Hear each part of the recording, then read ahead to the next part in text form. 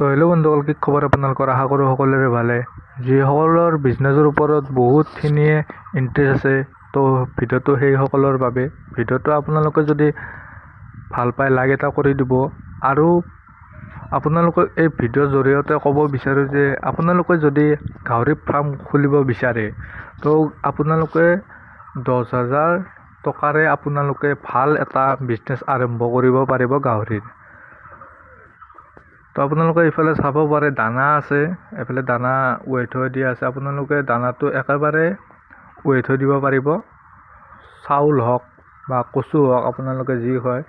আৰু গাহৰিৰ বিভিন্ন ধৰণৰ খাদ্য খায়, আপোনালোকে কৰি থাকিলে কামটো গমেই পাব।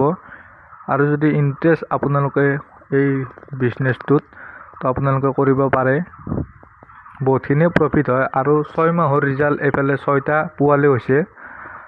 আৰু আপোনালোকেও কৰিব পাৰে যদি কৰিব বিচাৰে। তো বিভিন্ন ধৰণৰ আপডেট পাই থাকিবলৈ এই চেনেলটো নিশ্চয় আপোনালোকে ছাবস্ক্ৰাইব কৰি থৈ যাব বুলি আশা ৰাখিলোঁ। আৰু এইফালে চাব পাৰে মালিকজনে এনেকৈ কলপাত দিছে, কলপাত খাই আছে গাহৰিজনীয়ে।